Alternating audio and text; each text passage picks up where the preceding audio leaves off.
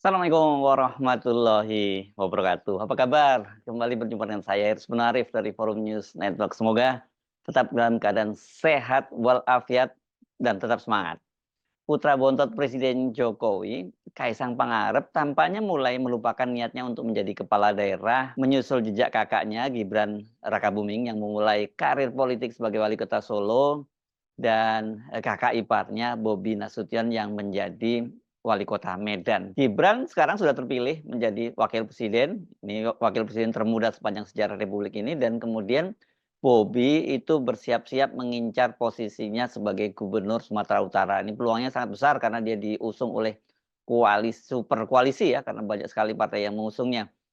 Setidaknya ada dua sinyal kuat, mengapa saya menduga-duga bahwa Kaisang ini bakal melupakan mimpinya untuk menjadi, pejabat eksekutif sama seperti, kakaknya, kakak iparnya, bahkan juga bapaknya, Pak Jokowi. Pertama, Kaisang itu sudah menyerahkan tiket Partai Solidaritas Indonesia di Jawa Tengah itu untuk, diserahkan kepada calon gubernur Jateng, yakni, Komisaris Jenderal Polisi Ahmad Lutfi. Ini mantan Kapolda Jateng yang sekarang ini dipromosikan menjadi Inspektur Kementerian Perdagangan. Dan yang kedua, yang ini lebih personal, karena Kaisang baru saja mengunggah keberhasilan istrinya Erina Gudono untuk melanjutkan pendidikannya di Universitas Pennsylvania, Amerika Serikat, dan keputusan dari Kaisang untuk menemani. Artinya untuk sementara waktu Kaisang itu tidak akan berada di Indonesia karena menemani istrinya studi di Amrik. Keputusan Kaisang menemani istrinya yang kini tengah hamil itu diunggah dalam akun Instagramnya 2 hari yang lalu. Kaisang menulisnya begini di akun Instagramnya itu, "Adikku sayang tercinta. Mas sangat bangga dan bahagia awal tahun ini adik diterima di School of Social and Practice di University of Pennsylvania kampus Ivy League, tempat tokoh-tokoh seperti Elon Musk, Warren Buffett, Donald Trump pernah sekolah. Ini adalah hasil dari kerja keras, dedikasi, dan ketekunanmu selama ini. Adik telah membuktikan bahwa nggak ada yang nggak mungkin kalau kita berusaha dengan sepenuh hati. Terima kasih udah memantapkan pilihan di UPenn karena programnya lebih fleksibel untuk adik yang lagi hamil dari opsi sebelumnya diterima juga di Columbia University di Master Public Administration dan Master Social Work." Ini luar biasa ini ya, kalau dia pernah diterima juga selain di UPenn, ini memang Ivy League, dan kemudian juga di Columbia University juga, karena kalau nggak salah sebenarnya kan Erina ini memang, memang betul dia lahir di Pennsylvania kayak bapaknya ketika dia masih melanjutkan studi di sana, dan kemudian dia sendiri ketika lulus dari UGM pernah, kuliah juga seingat saya kalau nggak salah di Columbia University ya, nah tapi sekarang ini disebutnya bahwa ini dia melanjutkan S2-nya di UPenn gitu. Perjalanan ini mungkin nggak akan mudah, tetapi Mas yakin adik akan melalui setiap tantangan dengan penuh semangat dan keberanian. Mas akan selalu mendukungmu, memberikan semangat, dan berdiri di sampingmu dalam setiap langkah belajar mulai Agustus ini. Selamat atas pencapaianmu yang luar biasa ini. Mas mencintaimu dan nggak sabar melihat segala hal yang hebat yang akan adik capai di masa depan. Semoga ketika si kecil sudah hadir, kita bisa bawa dia untuk melihat ibunya wisuda sambil melihat kota Pennsylvania, tempat di mana ibunya lahir. Dengan cinta dan bangga, Kaisang. Ini luar biasa ya, memang kalau dari sisi pendidikan, Erina Gudono ini memang jauh ya dibandingkan dengan Kaisang ya. Kaisang kan hanya lulusan sekolah swasta di Singapura. Sementara kalau kalau Erina Gudono ini memang dari keluarga terdidik, dan kita sering memang melihat bagaimana kalau tampil di forum-forum, terutama di podcast-podcast begitu, Erina Gudono itu sering ngecengin, suaminya gitu, karena kadang-kadang ditanya satu hal karena pernah misalnya dia soal pejabat, dia pengen jadi pejabat publik, tapi dalam beberapa hal berkaitan dengan kebijakan publik dia tidak cukup paham gitu ya. Tapi, ini, dukungan dari Kaisang itu sesungguhnya menurut, kita yang jadi lebih penting ya, karena dari unggahan tadi, kita tahu bahwa, mulai Agustus ini, Agustus kan tinggal beberapa hari ke depan ya itu, eee, Erina itu sudah akan, bertolak ke Amerika dan menyatakan komitmen, dan Kaisang menyatakan komitmennya untuk menemani. Padahal kalau Kaisang berniat ikut pilkada, tidak mungkin dia bisa menemani Erina, ke Amerika ini. bulan Agustus ini kan adalah jadwal pendaftaran ke KPU untuk pasangan calon gubernur dan calon wakil gubernur, kemudian calon bupati dan wakil bupati, calon wali kota dan wakil wali kota. Dan kemudian pada bulan September itu akan ada penetapan calon terpilih. Artinya dia harus hadir. Nah, yang lebih penting lagi kalau terpilih sesuai dengan peraturan KPU yang baru, ini menyusul keputusan Mahkamah Agung yang mengubah persyaratan usia calon kepala daerah itu, maka berdasarkan keputusan KPU yang baru, berdasarkan peraturan KPU yang baru, itu maka pelantikan akan dilakukan pada tanggal 1 Januari. Ini 1 Januari 2025.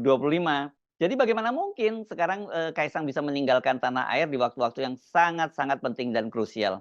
Katakanlah misalnya dia akan mengikuti dulu tahapan pilkada sampai selesai, sampai pemilihan, dan kemudian dia baru akan menyusul Erina setelah mengikuti semua tahapan tadi. Bagaimana seandainya dia terpilih? Apa mungkin dia kemudian terpilih dan kemudian mengajukan cuti selama setidaknya 1 tahun untuk menemani Erina, karena program master di Amerika Serikat itu ada yang program 1 tahun dan ada yang 2 tahun. Saya tidak tahu ini program yang diambil oleh Erina ini yang 1 tahun atau yang 2 tahun. Biasanya tahun kedua itu magang programnya ya. Setahu saya seperti itu. Tapi kalau magang memang tidak harus ada di Amerika, itu bisa saja dia mengambil magangnya itu di Indonesia. Tapi sekali lagi rasanya ya nggak mungkin ini buat Kaisang untuk full menemani Erina kalau dia masih mau maju pilkada.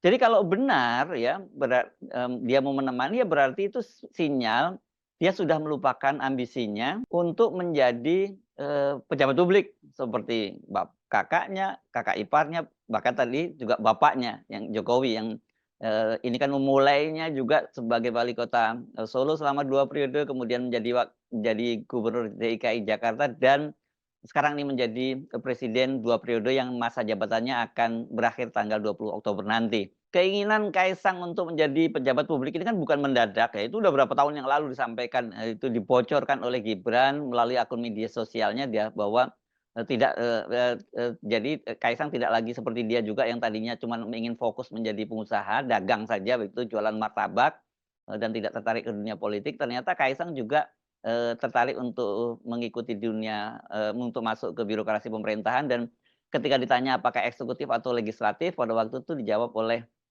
Gibran katanya untuk eksekutif. Jadi banyak yang spekulasi yang muncul apakah kemudian nantinya itu Gibran akan maju pada waktu itu masih diduga menjadi calon gubernur dan kemudian posisinya sebagai wali kota Solo itu yang ditinggalkan oleh Gibran diisi oleh Kaisang. Spekulasinya waktu itu seperti itu.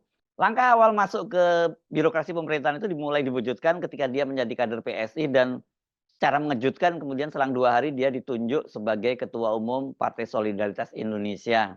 Nah ini ketika ditanya setelah dia menjadi Ketua Umum itu kepada wartawan Kaisang menyatakan apakah dia ketika ditanya apakah dia mengincar posisi sebagai Wali Kota Solo atau Gubernur Jakarta, Kaisang menyatakan sebagai ketua umum partai yang membawahi 38 provinsi ya lebih tepat itu kalau dia menjadi pejabat atau gubernur atau wakil gubernur di Jakarta ketimbang menjadi wali kota di Solo. Itu Solo kan terlampau kecil hanya daerah biasa dan ini menyulitkan dia untuk mengkoordinasikan partainya atau mengendalikan partainya gitu ya. Nah, langkah dari Kaisang untuk maju gubernur itu dan kemudian dipastikan waktu itu diduga kuat adalah Jakarta, itu kan karena adanya langkah dari Partai Garuda yang dikenal sebagai pendukung Presiden Jokowi itu mengajukan semacam gugatan atau apa ini judicial review ya ke Mahkamah Agung berkaitan dengan peraturan Komisi Pemilihan Umum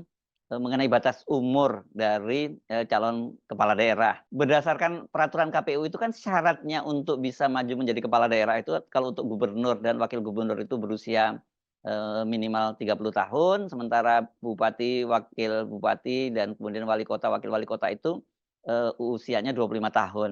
Dan aturan KPU tadi itu mengacu pada Undang-Undang Pemilu. Padahal Kaisang yang lahir pada 25 Desember 1994 itu pada saat pendaftaran karena proses pilkada ini sudah mulai berjalan itu ya pendaftaran bulan Agustus nanti usianya belum sampai 30 tahun.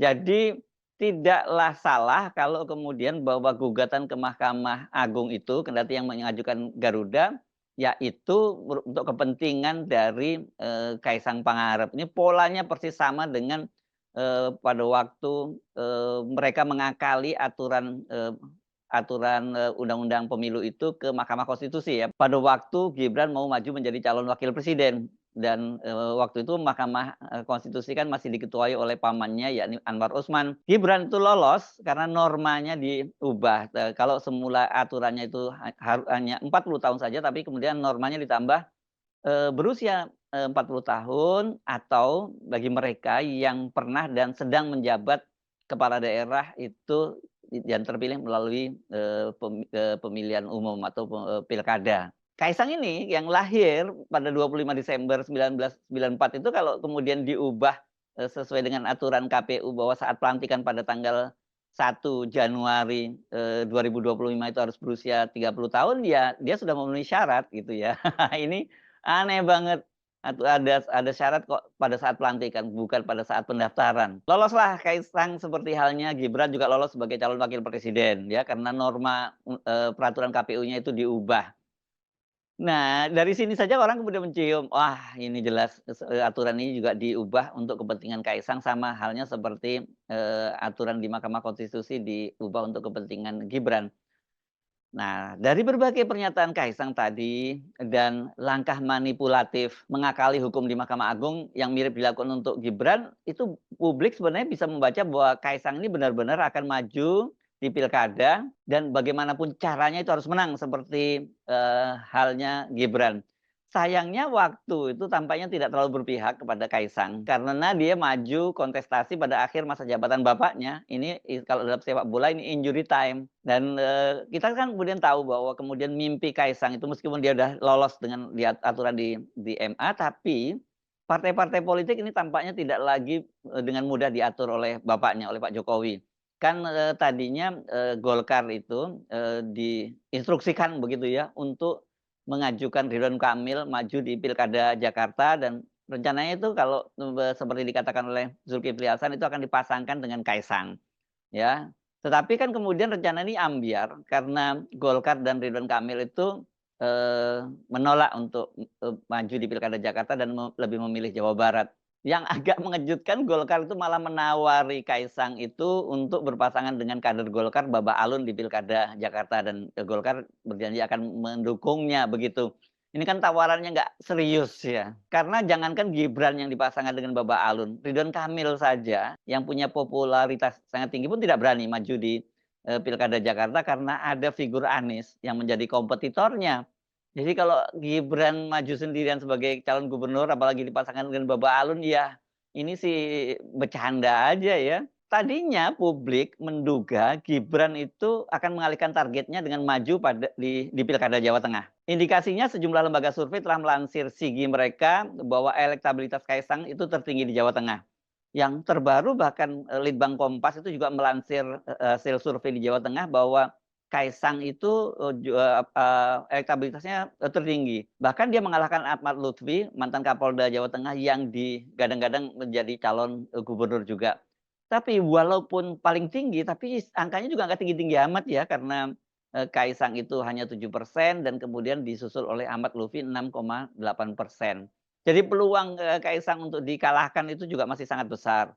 Dan angka 7% untuk figur seperti Kaisang itu jelas kabar buruk, karena bagaimanapun juga pasti kan, dia ini, figurnya sudah cukup dikenal dan juga ada yang disebut endorsement power dari bapaknya, Pak Jokowi kan pasti akan didukung oleh Pak Jokowi. Tapi ternyata cuma dapat 4%, berarti kan memang betul endorsement power-nya dari Pak Jokowi itu sudah semakin melemah. Dan ini berbahaya dan Pak Jokowi nanti pada pilkada serentak pada bulan November kan sudah tidak bisa lagi cawe-cawe karena dia bukan presiden lagi. Satu hal lagi yang saya kira mungkin membuat, Kaisang tuh mikir-mikir bagaimanapun juga Jawa Tengah itu adalah kandang banteng, ya. Ini kandangnya PDIP yang pasti kali ini PDIP nggak mau mengalah lagi seperti pada Pilpres kemarin ya. Karena pada Pilpres kemarin itu, ya calon, yang diusung oleh PDIP yakni Ganjar Pranowo berpasangan dengan Mahfud MD itu dikalahkan oleh pasangan yang dukung oleh Jokowi, Prabowo Gibran. Nah, tapi kalau sekali ini, pasti PDIP akan all out Nah, di tengah spekulasi semacam itu, Kaisang tiba-tiba menyatakan dukungannya kepada mantan Kapolda Jawa Tengah, Ahmad Lutfi, yang juga ini dikenal sebagai orang dekat bapaknya, Presiden Jokowi, ya. Setelah sebelumnya kan dia hanya, memberi sinyal dengan menyebut inisial L yang akan didukung oleh PSI. Waktu di Boyolali dia menyatakan seperti itu. Akhirnya Kaisang menyampaikan dukungannya secara terbuka di depan umum dan juga itu langsung di depan Lutfi. Dia menyatakan mendukung Ahmad Lutfi sebagai calon gubernur, pada, pilkada nanti itu, gubernur Jawa Tengah itu, saat menghadiri Munas Alap-Alap Jokowi di Decolomadu, Karanganyar, Jawa Tengah. Ini tidak jauh dari kota Solo. Di sini hadir juga Bapak Kapolda yang tersayang kita, Bapak Ahmad Lutfi. Kebetulan kami Partai Solidaritas Indonesia punya 2 kursi di Jawa Tengah. Mohon ini izin Bapak, kami serahkan, ke Bapak, kata Kaisang. Ini pada tanggal 27 Juli 2024 kemarin. Kaisang mengaku sebagai partai politik, dia menginginkan sosok yang terbaik, mumpuni, dan mempunyai alasan yang baik di Jawa Tengah. Salah satu sosok yang mempunyai syarat-syarat itu semua, kata Kaisang, yakni ya itu Ahmad Lutfi. Ya. Dengan pernyataan Kaisang, peluang Lutfi maju pilkada Jawa Tengah ini kan makin besar. Karena Gerindra juga sudah menyatakan akan mengusung Lutfi. Gerindra ini sebelumnya berencana mengusung Sudaryono, Ketua DPD Gerindra Jawa Tengah. Tapi Sudaryono, orang dekat dari Prabowo ini kan sekarang sudah diangkat oleh Jokowi menjadi Wakil Menteri Pertanian. Jadi ya makin mulus jalan langkah Lutfi untuk menjadi Gubernur Jawa Tengah ini. Lutfi ini dikenal sebagai geng Solo. Ini sebutan para petinggi TNI Polri yang ketika Jokowi menjadi Wali Kota Solo, sama-sama bertugas di kota tepian Bengawan Solo itu. Dan kelihatannya dia juga dapat dukungan yang sangat kuat dari instansinya, Polri, karena Kapolri kan baru saja memutasi dia dan dia dipromosikan menjadi Irjen di Kementerian Perdagangan, dipromosikan di luar kepolisian, dan dengan posisinya menjadi Irjen itu maka pangkatnya dinaikkan jadi bintang 3.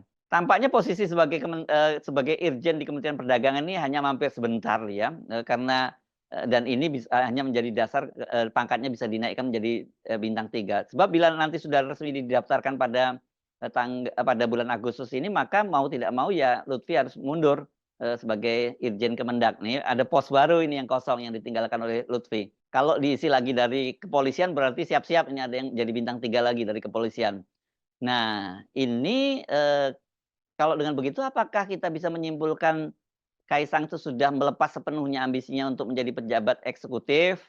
Apakah, mungkin sebenarnya dia oke melepas posisi sebagai gubernur, tapi dia mengincar posisi sebagai calon wakil gubernur berpasangan dengan Ahmad Lutfi misalnya. Tetapi kalau benar dia masih mau maju jadi calon wakil gubernur di Jawa Tengah, bagaimana janjinya kepada Irina untuk menemani sekolah sekolah ke Amerika? Selain melepas ambisinya berlaga di pilkada, jika benar Kaisang lebih memilih pergi, ke Amerika Serikat, maka dia juga kemungkinan akan melepas jabatannya sebagai Ketua Umum, Partai Solidaritas Indonesia yang baru dia jabat beberapa bulan. Ini kalau merujuk pada pengalaman sebelumnya, Grace Natali, Ketua Umum, PSI itu ketika dia melanjutkan sekolah ke Singapura, itu dia kemudian menyerahkan jabatannya kepada Giring Ganesa, sebagai PLT, Pelaksana Tugas Ketua Umum. Dan kemudian bahkan, Haji Giring, Ganesa Jumario itu ditetapkan sebagai Ketua Umum, dikukuhkan sebagai Ketua Umum PSI. Padahal itu kan hanya ke Singapura ya, terbang hanya 2 jam, artinya bisa pulang balik dalam sehari. Kalau Amerika Serikat ini kan waktu penerbangannya hampir 24 jam ya, hampir mungkin sekitar 20 jam gitu ya. Apakah dengan begitu nantinya Kaisang itu tidak hanya melupakan ambisinya sebagai kepala daerah dan juga sebagai politisi demi mendampingi istrinya? Saran saya jangan buru-buru menyimpulkan. Selama ini kalau mengacu pada Jokowi dan keluarganya, itu setidaknya pada Jokowi dan Gibran, gitu kita harus mengartikan secara terbalik semua ucapannya. Apakah Kaisang juga mewarisi DNA semacam itu, DNA Jokowi yang kalau menyatakan sesuatu harus diartikan secara terbalik? Nah, kita tunggu saja perkembangan berikutnya. Saya Arsy Munarif dari Forum News Network. Sampai jumpa lagi. Wassalamualaikum warahmatullahi wabarakatuh.